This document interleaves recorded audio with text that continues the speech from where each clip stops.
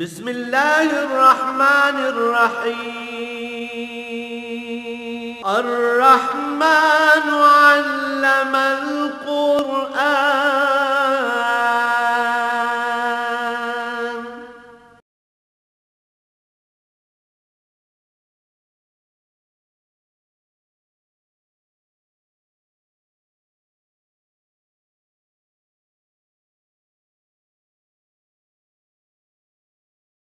الحمدللہ رب العالمین والصلاة والسلام علی حبیبہ محمد وآلہ وصحبہ اجمعین۔ اعوذ باللہ من الشیطان الرجیم، بسم اللہ الرحمن الرحیم۔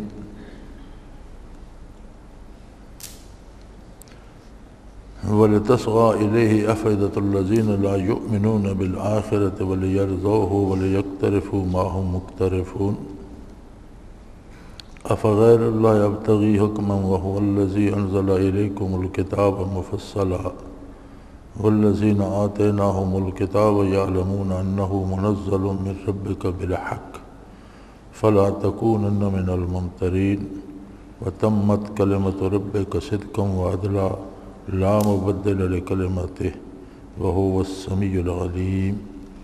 اللهم سبحانك لا علم لنا إلا ما علمتنا انک انت العلیم الحکیم۔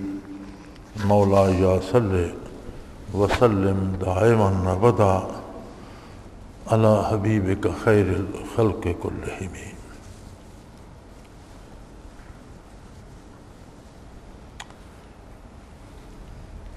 میں اس سے پہلے کہ ان آیات مبارکہ کا ترجمہ عرض کروں یا ان پہ گزارشات پیش کروں، یہ ضرور کہنا چاہوں گا کہ تمام جماعت کے ساتھیوں سے گزارش ہے کہ ملک میں مصیبت آئی ہوئی ہے اور لوگ بہت بڑی پریشانی کے عالم میں ہیں۔ کم و بیش 2 کروڑ افراد بے گھر ہوئے ہیں، مر رہے ہیں بھوک پیاس سے، بیماریوں سے۔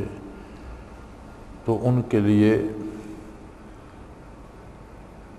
ایک بات تو بڑی عجیب ہے کہ لوگوں کے پاس جو ہے اس میں سے نہیں دینا چاہتے، جو بڑے نیک بھی ہیں وہ بھی زکوٰۃ ہی دیتے ہیں یا صدقات ہی دیتے ہیں۔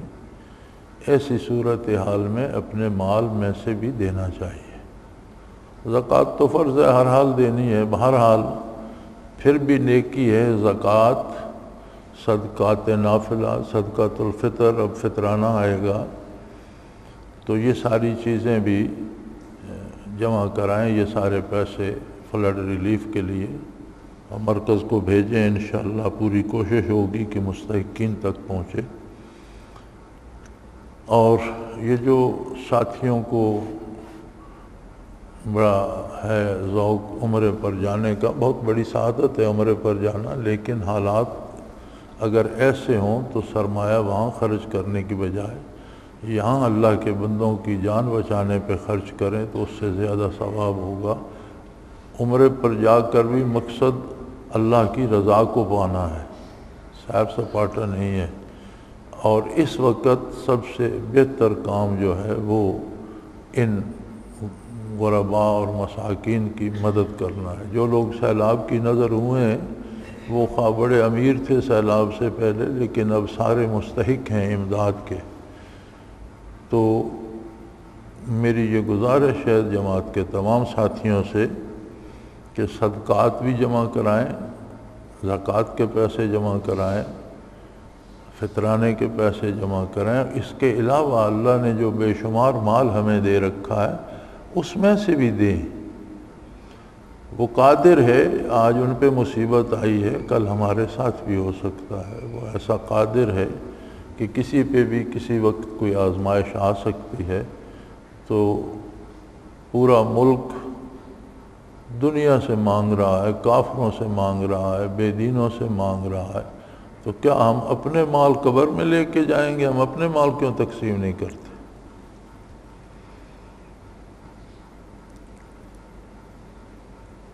ان آیات مبارکہ کا با محاورہ اور سلیس سا ترجمہ یہ ہے: وَلِتَصْغَىٰ إِلَيْهِ أَفْئِدَةُ الَّذِينَ لَا يُؤْمِنُونَ بِالْآخِرَةِ وَلِيَرْضَوْهُ وَلِيَقْتَرِفُوا مَا هُمْ مُقْتَرِفُونَ۔ کہ یہ جو لوگ مختلف گمراہی کی باتیں کرتے ہیں تو جن لوگوں کے قلوب پہلے سے مسخ ہو چکے ہیں، افئدہ کہتے ہیں قلب کی اس انتہائی اندر کی کیفیت کو جو ایک لطیف ربانی قلب میں ہے، جو انتخاب کرتا ہے زندگی کی راہوں کا، تو ان کے قلوب ان لوگوں کے جن کو آخرت پر ایمان نصیب نہیں ہے، ان کے قلوب ان کی فضول باتوں کی طرف مائل ہوں گے اور بڑی ان کو پسند آئیں گی، گمراہی کی باتیں انہیں بہت پسند آئیں گی۔ تو جو کچھ وہ لوگ کر رہے تھے جو پہلے سے گمراہ ہیں، انہیں بھی کر لینے دیجئے، لیکن یہ بتا دیجئے انہیں کہ میں کیا اللہ کے علاوہ کسی دوسرے کا فیصلہ قبول کروں؟ مومن کے لیے تو مر سکتا ہے، وہ جان دے سکتا ہے، لیکن اللہ کے حکم کے مقابلے میں کسی دوسرے کا حکم ماننا اس کے لیے ممکن نہیں۔ ایمان کا تقاضا یہ ہے کہ میں کیا اللہ کے حکم کے مقابلے میں کسی دوسرے کا فیصلہ تسلیم کروں، حالانکہ اللہ نے پوری تفصیل کے ساتھ کتاب نازل فرما دی ہے اور زندگی کے ہر شعبے میں فیصلہ فرما دیا ہے کہ کیا کرنا ہے اور کیا نہیں کرنا، اور اللہ کے حبیب صلی اللہ علیہ وسلم نے عملاً وہ سارا کر کے دکھا دیا ہے۔ اور رہ گئے اہل کتاب جو پہلے سے جن کے پاس کتابیں موجود ہیں، والذین آتیناہم الکتاب یعلمون انہ منزل من ربک بالحق، انہیں اچھی طرح معلوم ہے کہ یہ قرآن کریم آپ کے پروردگار کی طرف سے نازل کیا گیا ہے اور یہ حق و صداقت کے ساتھ، یہ پورا حق ہے، it is the ultimate truth,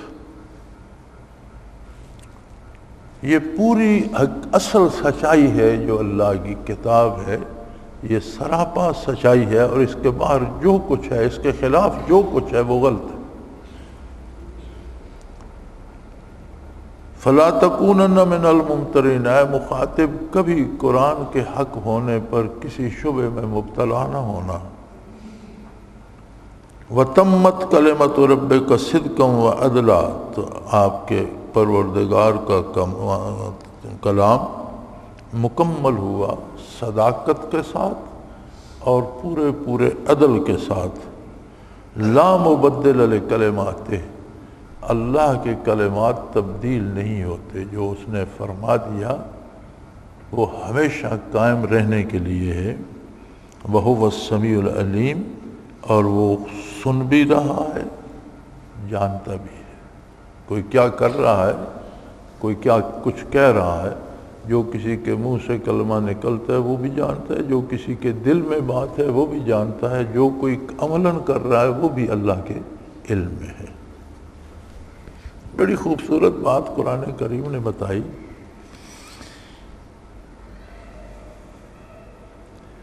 ہمارے ہاں ایک رواج ہے، ہم کہتے ہیں کہ میرا بیٹا تو بہت اچھا تھا، فلاں شخص نے اسے ورغلایا اور اس نے یہ غلطی کر دی، میرا ارادہ تو نہیں تھا، بس دوستوں نے مجھ سے یہ کرا لیا۔ یہ بات یاد رکھیں، قرآن کریم یہ فرماتا ہے کہ بنیادی خرابی آدمی کے اپنے نہاں خانہ دل میں ہوتی ہے۔ اگر اپنا دل غافل ہو اللہ سے، اپنا دل اللہ سے آشنا ہی نہ ہو، تو اسے کوئی بھی کسی راستے پہ لگا لے گا، اور پھر اس کی ایک عجیب کیفیت بن جاتی ہے کہ ایمان بالآخرت کمزور پڑ جاتا ہے۔ آخرت کو ماننے کے لیے دل زندہ چاہیے، مردہ دل آخرت پر ایمان نہیں رکھ سکتا۔ ہم سب جانتے ہیں کہ موت ایک حقیقت ہے، ہمارے سامنے ہے، ہمارے ساتھ کے لوگ گزر گئے، اب میرے جیسے لوگ اپنے ارد گرد دیکھتے ہیں تو ہمیں اپنے عہد کے بندے بڑے کم نظر آتے ہیں،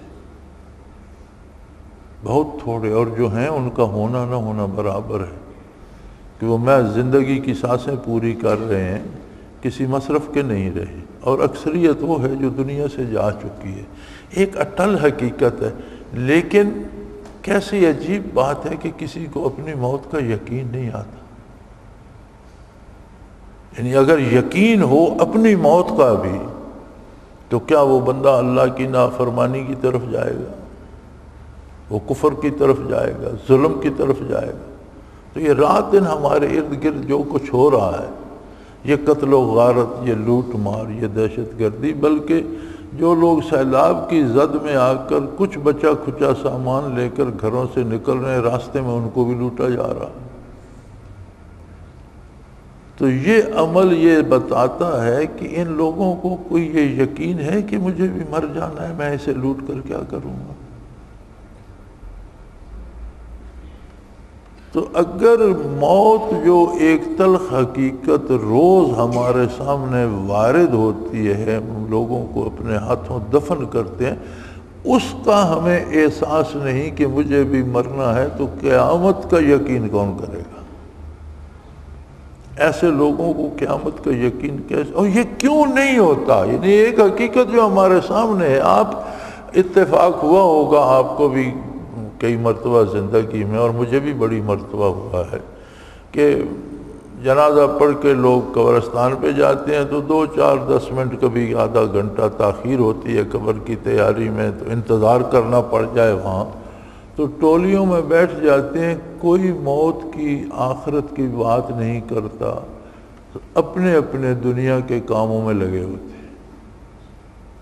یہ عجیب بات ہے کہ میت سامنے پڑا ہوتا ہے، قبر کے مکمل ہونے کا انتظار ہے، وہاں بیٹھیں، لیکن ان کی باتیں سنیں تو وہ اپنے دنیا کے کاروبار اور اپنے مسائل، اور وہ ایک دوسرے سے اس میں بحث میں الجھے ہوئے ہیں۔ وہاں بھی یہ خیال نہیں کہ آج یہ ہے شاید اگلی میت میری ہو، کوئی خیال نہیں آتا۔ کیوں نہیں آتا؟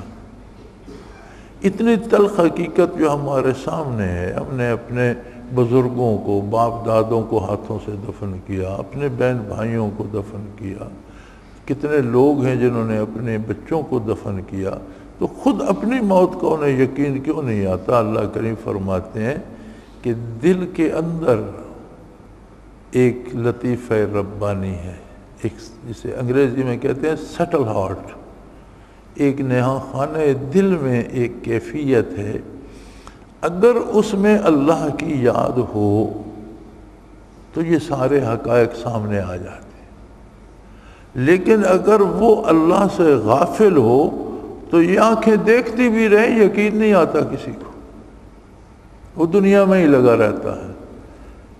تو یہاں بھی یہی ارشاد فرمایا وَلِتَصْغَىٰ إِلَيْهِ أَفْئِدَةُ الَّذِينَ لَا يُؤْمِنُونَ بِالْآخِرَةِ وَلِيَرْضَوْهُ، جو لوگ آخرت پہ یقین نہیں رکھتے وہ ان رسومات اور رواجات اور اللہ کے حکم کے خلاف جو کام کیے جاتے ہیں ان پہ پڑ جائیں گے، اور وَلِيَرْضَوْهُ، اس کو بڑا پسند کریں گے، بڑے خوش ہوں گے اس پر۔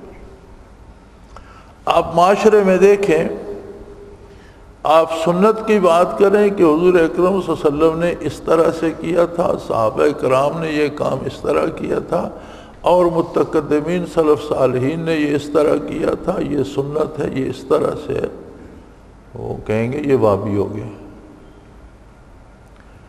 چوری کرو آپ کو کوئی نہیں کہے گا کہ وہابی ہو گئے، ڈاکہ کرو کوئی نہیں کہے گا وہابی ہو گئے، قتل کر دو کوئی نہیں کہے گا وہابی ہو گئے، دین کا صاف ستھرا مسئلہ بیان کرو کہیں گے وہابی ہو گئے۔ لیکن اگر کوئی رواج شروع کر دو، اس میں گپ شپ ہو، کھانا پینا ہو، دیگیں پکاؤ، ہاؤ ہو، 2 4 گانے بجانے والے بلا لو، سب کہیں گے بڑا ثواب ہے جی، بڑی نہیں، اور بڑے خوش ہوں گے اور بڑی خوشی سے اس میں شرکت کریں گے۔ کیا یہ عجیب بات نہیں ہے؟ اب رمضان شریف ہی ہے، کوشش ہوتی ہے کہ تراویح میں قرآن کریم سنا جائے، بہت اچھی بات ہے۔ ویسے بھی علماء حق فرماتے ہیں کہ ختم قرآن سننا نوافل میں بہت افضل ہے، ویسے بیٹھ کر سننے سے نوافل میں، اور یہ تو سنت ہے، سنت بھی موقدہ ہے، تو بہت بڑے ثواب کا کام ہے۔ لیکن سارے علماء دیوبندی بریلوی اس پہ متفق ہیں کہ اجرت پر اگر کوئی قرآن سنائے گا کہ میں آپ کو 30 دن قرآن سناؤں گا تو آپ مجھے پیسے دیں گے، تو نہ اس کی اپنی نماز ہوگی نہ پچھلوں کی ہوگی، اس میں کوئی اختلاف نہیں ہے، سب کو پتہ ہے۔ لیکن حالات یہاں پہنچ چکے ہیں کہ ایک دفعہ ہمارے گاؤں کے لوگوں نے مجھ سے کہا کہ جی ہمیں کوئی حافظ چاہیے، ہمارے حافظ کا انتظام نہیں ہو سکا، تو میں نے کہا ہمارے پاس بچے ہیں حافظ، ہم بھیج دیں گے، لیکن وہ پیسے نہیں لے گا، فی سبیل اللہ سنائے گا۔ انہوں نے کہا جی نہیں، ہمیں نہیں سننا، یعنی سریعاً انکار کر دیا انہوں نے کہا ہمیں اللہ کے نام پہ نہیں سننا جی، ہم اس سے سنیں گے جو پیسے لے گا، چونکہ اللہ کی رضا مطلوب نہیں ہوتی، مطلوب یہ ہوتا ہے کہ ہم نے اتنے پیسے دیے، اتنے جوڑے کپڑے دیے، اپنی آنر مطلوب ہوتی ہے، اللہ کی رضا مطلوب۔ اور جب کہا جائے کہ شرعاً تو یہ درست نہیں ہے تو کہتے ہیں جی وہابی ہو گئے۔ یعنی 30 دن آپ نے 20 رکعت نماز بڑی مشقت سے عشاء کے بعد اس کے پیچھے پڑھی، نہ اس کی اپنی نماز ہوئی نہ آپ کی ہوئی، اٹھک بیٹھک حصے میں آئی، فائدہ کیا ہوا؟ لیکن ذرا کسی سے منوا کے دیکھیں۔ ہاں یہ درست ہے کہ کوئی عالم اتنا حافظ محنت کرتا ہے، آپ اپنی خوشی سے اس کی خدمت کرتے ہیں، جائز ہے، لیکن اگر مشروط ہے اور وہ اس امید پہ آتا ہے کہ مجھے پیسے ملیں گے، پھر نہیں، وہ جائز نہیں ہے۔ نماز کی اجرت کہاں جائز ہوتی ہے، یا قرآن سنانے کی اجرت کا جواز کیا ہے؟ اور سب کو پتہ ہے، تمام علماء کو پتہ ہے۔ حد یہ ہے کہ علماء بھی مدارس کے طلباء کو بھیجتے ہیں پیسے طے کر کے کہ اتنے پیسے لے آنا، اتنے ہمارے ہوں گے، اتنے تمہارے ہوں گے۔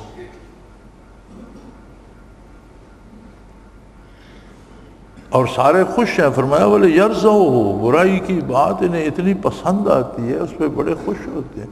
کوئی رواج آپ نکال دیں، ہندوؤں کے ہاں رواج ہوتا تھا کوئی مر گیا تو اس کا تیجا کرنا ہے، پھر 5واں کرنا ہے، پھر 10واں کرنا ہے، پھر 40واں کرنا ہے۔ اب وہ سارے کا سارا ہمارے ہاں بھی آ گیا۔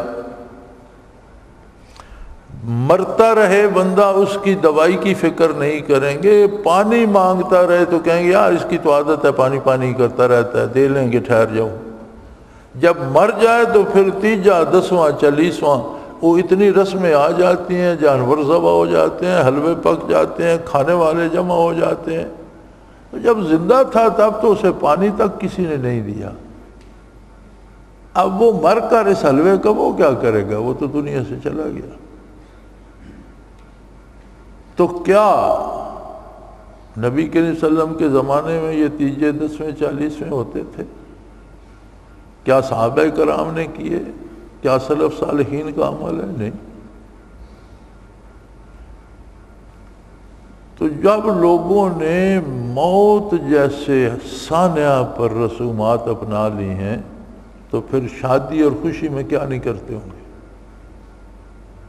لین دین میں، روزمرہ کے معمولات میں۔ تو اللہ کریم فرماتے ہیں لوگ ایسا کیوں کرتے ہیں؟ فرمایا ان کے دل، نیا خانہ دل جو ہے وہ تباہ ہو چکا ہے، وہاں اللہ کا نام نہیں ہے۔ اسی لیے اہل اللہ ہر بندے سے یہ محنت کرتے ہیں کہ اس کے دل میں اللہ کا نام نقش ہو جائے، اور جب دل میں اللہ کا نام نقش ہوتا ہے تو یہ برائی سے بچانے کا سبب بنتا ہے۔ وَلِتَصْغَىٰ إِلَيْهِ أَفْئِدَةُ الَّذِينَ لَا يُؤْمِنُونَ بِالْآخِرَةِ وَلِيَرْضَوْهُ۔ مزے کی بات یہ ہے کہ یہ رواجات انہیں بڑے پسند آتے ہیں، اس پہ خوش بڑے ہوتے ہیں۔ عجیب بات ہے، دین کی بات کرو، اللہ اللہ ہی کی بات کرو، ہر بندہ دلیل مانگنا شروع کر دیتا ہے، لیکن کوئی بے حیائی برائی پر کسی سے کوئی دلیل نہیں مانگتا، سارے خوش ہیں۔ جوان بچیاں ناچ گا رہی ہیں، کوئی دلیل مانگتا ہے کہ یہ بچیوں کا ناچ گانا کیسا ہے؟ سارا دن فواحشات ہوتی ہیں ٹیلی ویژن پر، کبھی کسی نے دلیل پوچھی ہے کہ یہ خرافات کیوں ہیں؟ کسی سے کہہ دو کہ بھائی اللہ کو یاد کرو، اللہ اللہ کو کہتے ہیں، اس کی کیا دلیل ہے؟ یعنی یہ جو بات دل کو پسند آ جائے اس کی دلیل کوئی نہیں پوچھتا، برائی پسند آ جاتی ہے اس کی کوئی دلیل نہیں پوچھتا۔ خواتین کا مسئلہ یہ ہے کہ اگر بیویاں اللہ اللہ کرنے لگیں تو سارا خاندان پیچھے پڑ جاتا ہے کہ یہ اس کی کیا دلیل ہے۔ وہی بچیاں سینما جائیں کوئی نہیں روکتا، وہی بچیاں سارا دن بازار پھریں کوئی نہیں روکتا، وہ اکیلی جاتی ہیں، دکانداروں سے بحث کرتی ہیں، چیزیں خریدتی ہیں، اور ہمارے معاشرے کا یہ عالم ہے، لیکن کوئی نہیں روکتا، کوئی دلیل بھی نہیں مانگتا، بلکہ خاوند اور خود کہتے ہیں کہ میرے پاس فرصت نہیں ہے، تم جانا بازار سے یہ چیزیں لے آنا۔ لیکن اللہ کی بات آئے گی تو اتنی چبھتی ہے ہر ایک کو کہ یار یہ کیا تماشا ہے، اس کی کیا دلیل ہے؟ اللہ کریم فرماتے ہیں ایسا اس لیے ہوتا ہے کہ ان کے دل تباہ ہو چکے، دلوں میں اللہ نہیں بستا۔ اور جس گھر میں کوئی مالک نہیں رہتا وہ کھنڈر ہو جاتا ہے۔ یہ بڑی عجیب بات ہے یار، ایک کچا کوٹھا بنا لو اور اس میں آپ رہنا شروع کر دو تو اللہ کے فضل سے وہ کھڑا بھی رہتا ہے، کچھ آپ مرمت بھی کرتے رہتے ہیں، آباد رہتا ہے۔ بہت عالی شان پکا مکان محل بنا دو اور اس میں رہنا چھوڑ دو، کچھ عرصے بعد وہ خواہ مخواہ گرنا شروع ہو جاتا ہے، اس کے کیواڑ ٹوٹنا شروع ہو جاتے ہیں، اس کی کھڑکیاں ٹوٹنے لگتی ہیں، اس کا رنگ اترنے لگتا ہے، اس کا سیمٹ گرنے لگتا ہے۔ یعنی جہاں آبادی نہیں ہوتی وہاں پھر پہلے ٹوٹ پھوٹ ہوتی ہے، پھر جھاڑ جھنکاڑ اگتے ہیں، پھر ان میں حشرات الارض آ جاتے ہیں، چوہے آ جاتے ہیں، پھر ان چوہوں کو کھانے کے لیے سانپ آ جاتے ہیں، پھر طرح طرح کی مصیبتیں وہاں پیدا ہوتی ہیں۔ یہی عالم دل کا بھی ہوتا ہے۔ دل کا مالک اللہ ہے،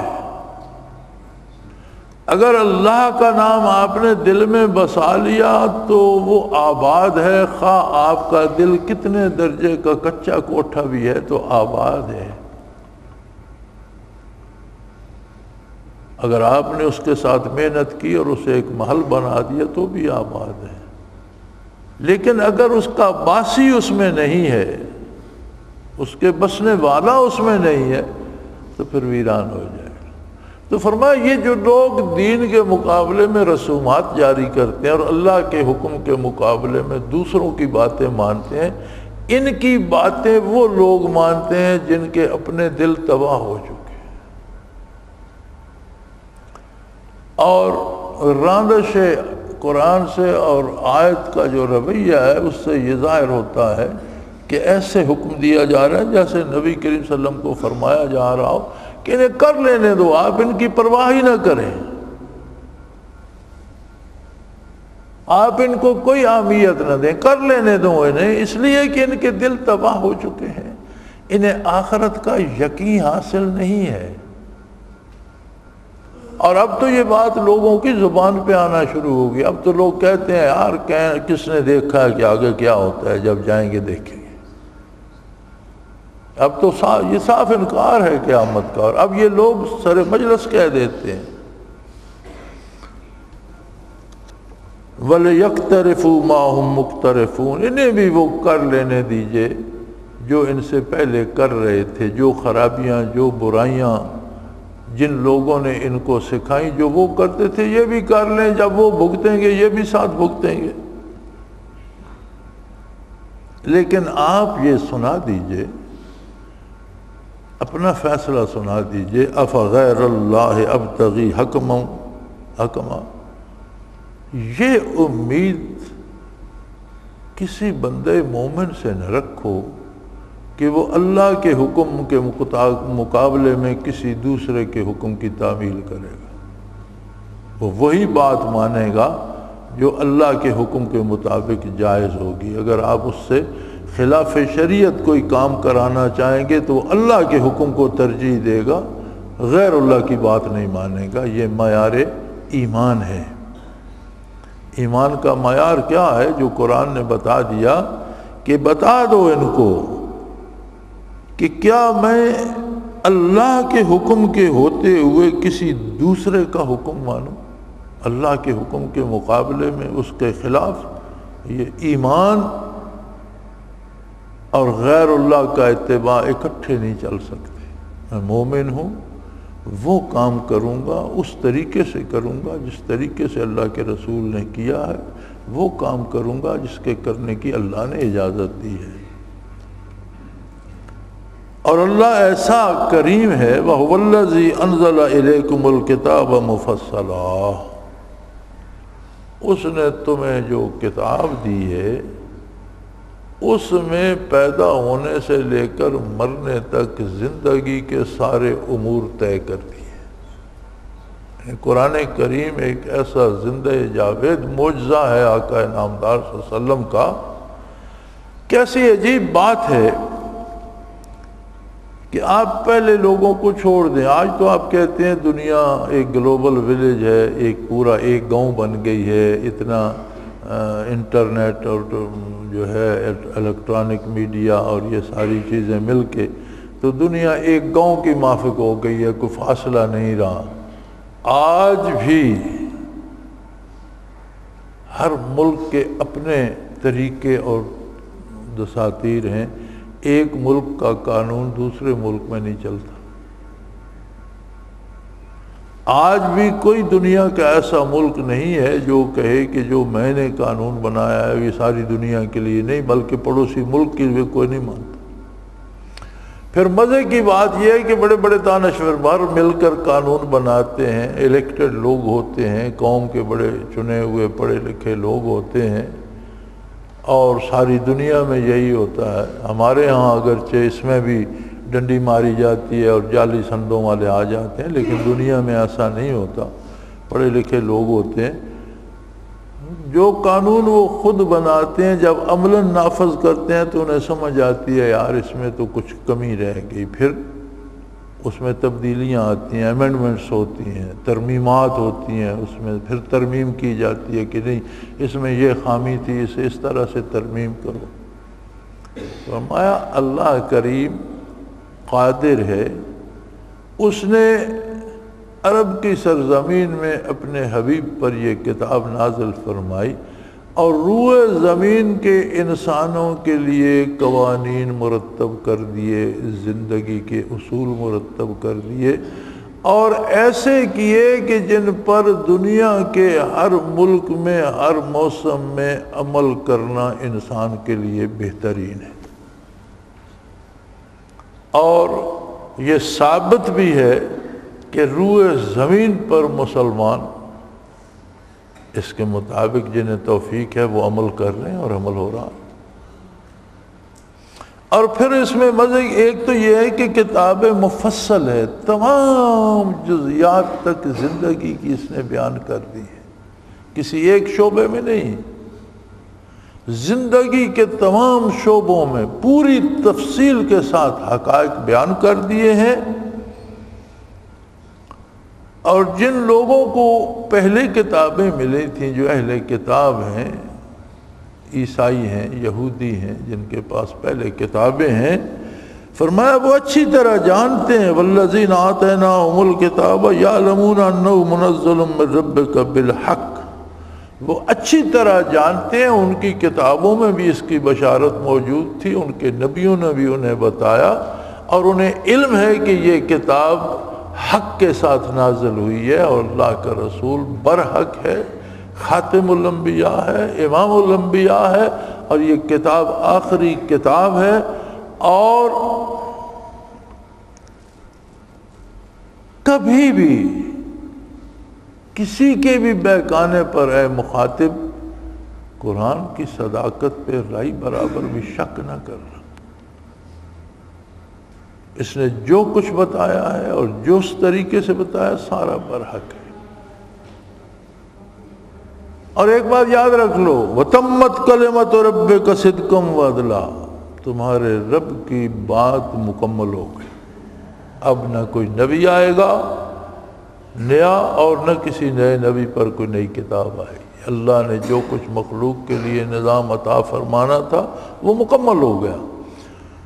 آدم علیہ السلام پر صحیفے آئے، ابراہیم علیہ السلام پر آئے، مختلف انبیاء پر صحائف اترے، عیسیٰ علیہ السلام پر کتاب آئی، داؤد علیہ السلام پر آئی، موسیٰ علیہ السلام پر کتاب آئی، لیکن یہ سارے صحیفے، ساری کتابیں مخصوص لوگوں، ایک خاص امت، ایک خاص علاقے کے لیے تھی، مخصوص وقت کے لیے تھی۔ جب انسانیت بالغ ہوئی، شعور انسانی اپنے کمال کو پہنچا، تو اللہ کا آخری نبی اور آخری رسول مبعوث ہوا، جو بیک وقت ساری انسانیت کے لیے تھا اور ہے اور قیامت تک اسی کی رسالت رہے گی۔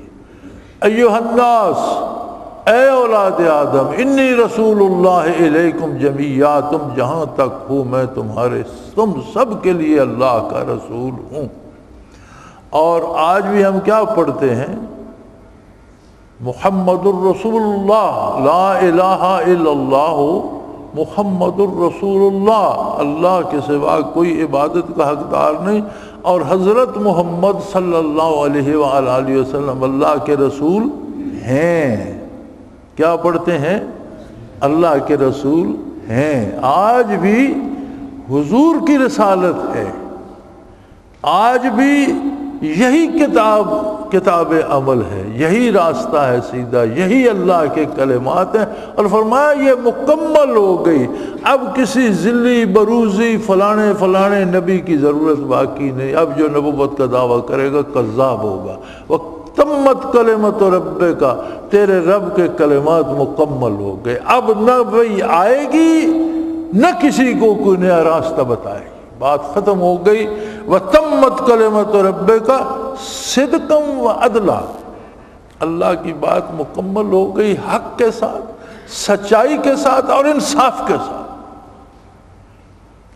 ساری سچائی اللہ کی کتاب میں ہے، سارا انصاف اللہ کی کتاب میں ہے۔ اس کے خلاف جو کچھ ہے وہ ظلم ہے، اس کے خلاف جو کچھ ہے وہ جھوٹ ہے۔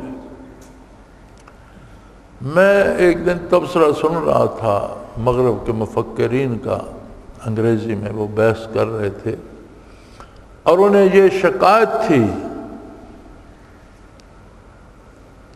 کہ مسلمان جو ہیں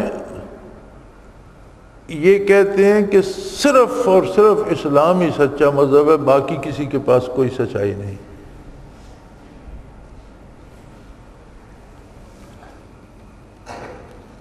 یعنی انہوں نے سچائی پر قبضہ کر رکھا ہے ناجائز۔ میں نے کہا بات یہ ہے کہ جتنی خبر ہوتی ہے، اب قرآن کریم میں دو طرح کی باتیں ہیں، احکام اور اخبار۔ اب ساری کتابیں جو نازل ہوئیں ان میں دو طرح کی باتیں تھیں، کچھ اخبار تھے، خبریں تھیں، کچھ احکام تھے، حکم تھے۔ خبر ایک سچی ہوتی ہے، ایک چیز کے بارے دو خبریں سچ نہیں ہوتی۔ احکام تبدیل ہوتے رہتے ہیں، اوامر و نواہی بدلتے رہتے ہیں حالات کے مطابق، لیکن اسلام نے احکام بھی مکمل کر دیے، اس کے باوجود تبدیل ہوتے رہتے ہیں حالات کے مطابق۔ مثلا نماز میں کھڑا ہونا فرض ہے، صلاۃ میں کھڑا ہونا قیام فرض ہے۔ ایک آدمی کھڑا نہیں ہو سکتا، وہ بیٹھ کر نماز پڑھ لے، حکم تو بدل گیا۔ اس کے لیے حکم ہے کہ وہ بیٹھ کر پڑھ سکتا ہے۔ ایک بندہ بیٹھ بھی نہیں سکتا، حکم ہے کہ وہ لیٹ کے اشارے سے پڑھ لے۔ یعنی احکام جو ہیں وہ تبدیل ہوتے ہیں صورتحال کے مطابق، لیکن اسلام میں اب کوئی نیا حکم آئے گا نہیں، کوئی حکم اسلام سے خارج نہیں ہوگا۔ یہ تبدیلیاں بھی نزول اسلام سے ساتھ یہ رعایتیں بھی کر دی گئی ہیں، کسی نے بعد میں نہیں کی۔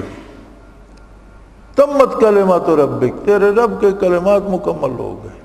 اب رہ گئی خبر، اللہ کے بارے خبر ہے، وہ واحد لا شریک ہے، آخرت کے بارے خبر ہے، فرشتوں کے بارے خبر ہے، بعد الموت کے بارے خبر ہے، برزخ کے عذاب و ثواب کی خبر ہے، حشر کے حساب و کتاب کی خبر ہے، جنت و دوزخ کی خبر ہے۔ تو یہ اخبار جو ہیں یہ آدم علیہ السلام سے لے کر محمد الرسول اللہ تک ہر اللہ کے نبی نے وہی خبر دی ہے جو پہلوں نے دی، خبر میں تبدیلی نہیں آئی۔ اب اگر مغرب والے کہتے ہیں جی نہیں ایک خدا نہیں 3 خدا ہیں، تو خبر تو تبدیل ہو گئی۔ یعنی سارے نبی کہتے ہیں اللہ واحد لا شریک ہے، اہل مغرب کہتے ہیں نہیں جی خدا 3 ہے، ایک اللہ، ایک اس کی بیوی ہے، ایک اس کا بیٹا ہے، 2 چھوٹے اللہ ہیں، ایک بڑا اللہ ہے۔ یہی انہوں نے نشان بھی بنایا ہوا ہے، 2 چھوٹے اس طرح سے کراس، ایک بڑی سی۔ اب خبر تو تبدیل ہو گئی تو دونوں سچ کیسے ہو سکتی ہیں؟ خبر تو سچ ایک ہی ہوتی ہے۔ ایک خبر سچ ہوگی، اسی واقعہ کے متعلق دوسری خبر یا پہلی جھوٹی ہے یا دوسری جھوٹی ہے، تو کیا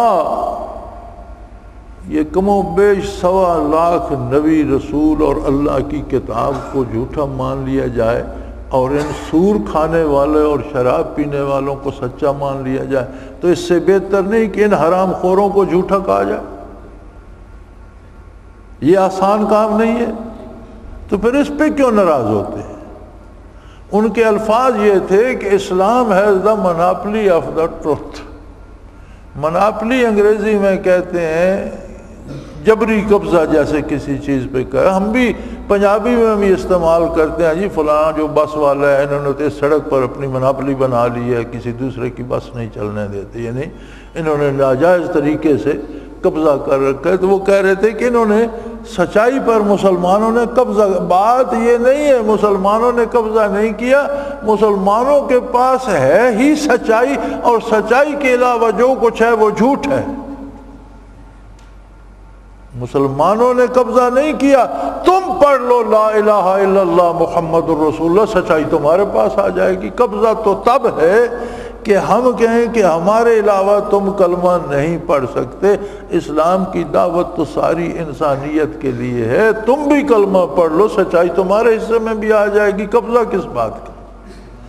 اور اگر تم سچائی قبول نہیں کرتے اور چاہتے ہو کہ ہمارے جھوٹ کو بھی سچ مانا جائے، تو یہ تو بڑی بے وقوفوں والی بات ہے۔ جھوٹ کو سچ کون مانے گا؟ فرمایا تمت کلمات ربک صدقا وعدلا، تیرے رب کے کلمات سچائی اور عدل کے ساتھ مکمل ہو گئے۔ 15ویں صدی جا رہی ہے، 15ویں صدی کے بھی 30 سال بیت چکے۔ آج تک قرآن کی کسی آیت میں کوئی ترمیم کی ضرورت پیش آئی؟ رسول اللہ صلی اللہ علیہ وسلم کی کسی سنت میں کوئی ضرورت کی پیش آئی ترمیم تبدیلی کی؟ جہاں کسی نے تبدیلی کی وہاں علماء کھڑے ہو گئے کہ ظلم کر رہے ہو، تم غلط کر رہے ہو، صحیح وہ ہے جو حضور نے فرمایا۔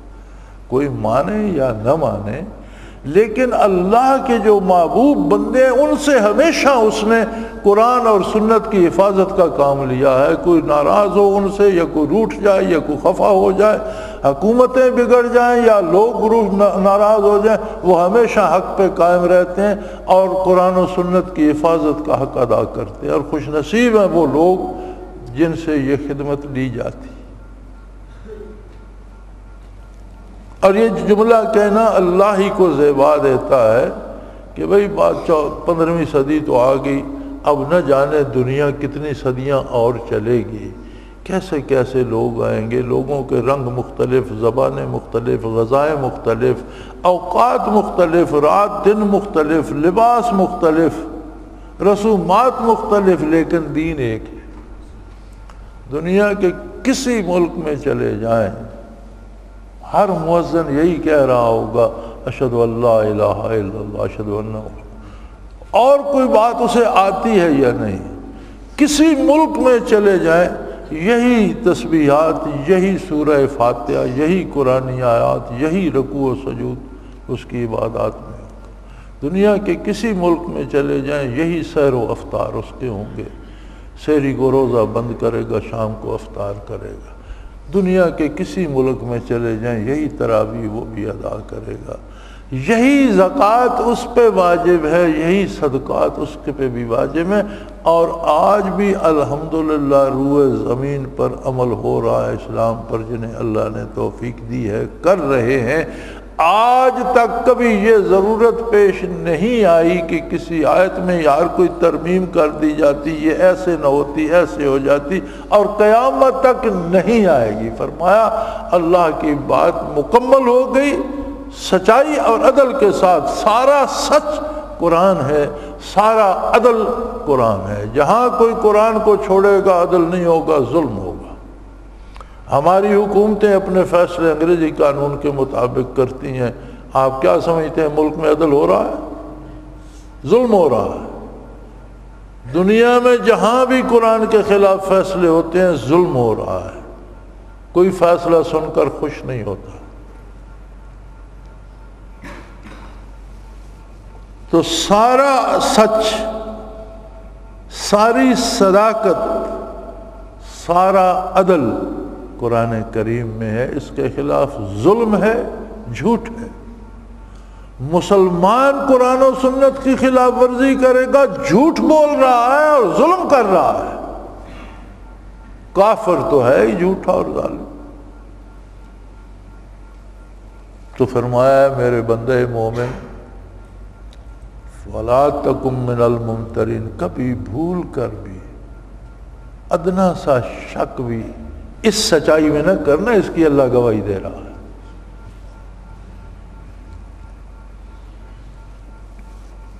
لا مبدل لکلماتہ، فرمایا کیا یہ عجیب بات نہیں ہے کہ صحرائے عرب میں بیٹھ کر اللہ کا حبیب صلی اللہ علیہ وسلم پوری انسانی زندگی کے سارے مسائل ساری انسانیت کے لیے طے کر دے اور ان میں کبھی تبدیلی کی ضرورت پیش نہ آئے۔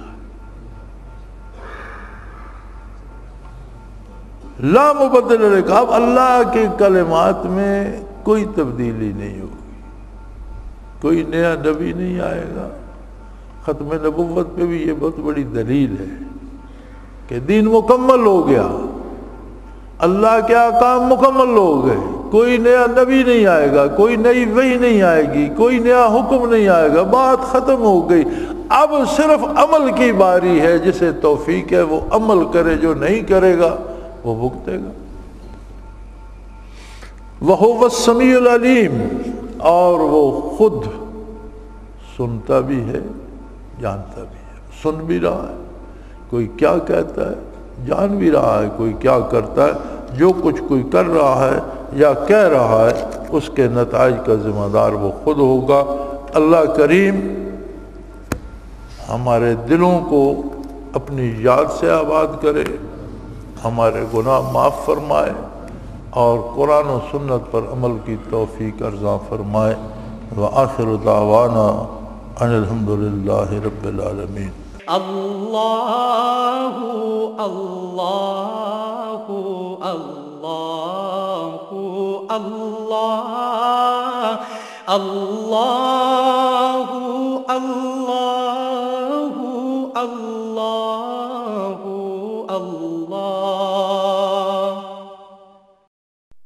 حضرت امیر محمد اکرم آوان مد ذلہ العالی دارالعرفان منارہ ضلع چکوال میں سالہ سال سے قرآن و حدیث کے اوپر خطابات کر رہے ہیں اور سلسلہ نقشبندیہ اویسیہ کے مطابق لوگوں کو ذکر الہی کی تربیت دے رہے ہیں۔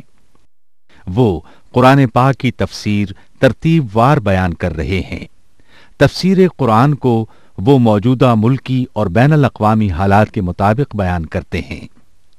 موٹر وے سے کلر کہار کے انٹرچینج سے نکلتے ہوئے کلر کہار کی جھیل سے ہوتے ہوئے میانی، بوچھال اور نورپور سے گزرتے ہوئے دارالعرفان منارہ پہنچ سکتے ہیں۔ حضرت امیر محمد اکرم آوان نے بچیوں اور بچوں کی دینی اور دنیاوی تعلیم کے لیے سقارہ اکیڈمی کے نام سے ایک درسگاہ بھی قائم کی ہے، جس کا افتتاح मुल्क पाकिस्तान के सदर जनरल मोहम्मद ज़ियाउल हक ने अपने दस्ते मुबारक से किया था। वो तमाम अहबाब जो इस्लाम की तलब रखते हैं उनसे गुजारिश है कि दारुल इरफान मिनारा ज़िला चकवाल में अमीर मोहम्मद अकरम आवान साहब के खिताबात से मुस्तफ़ीद हों। वो हर जुमे को नमाज से पहले बयान फरमाते हैं। हर माह की पहली इतवार को माहाना इज्तिमा होता है जिसमें आप खुसूसी खिताब फरमाते हैं और पाकिस्तान के चारों सूबों से अहबाब इस इज्तिमा में शिरकत करते हैं। इसके अलावा यहाँ साल में 2 मरकजी इज्तिमात भी होते हैं, एक रमज़ानुल मुबारक में एतिकाफ का इज्तिमा और दूसरा जुलाई और अगस्त में 40 दिन का इज्तिमा होता है जिसमें रूहानी तरबियत की जाती है। अपना खून सीमाब देकर इतना हम कर जाएंगे, नाम आका का चमन में फिर रकम कर जाएंगे।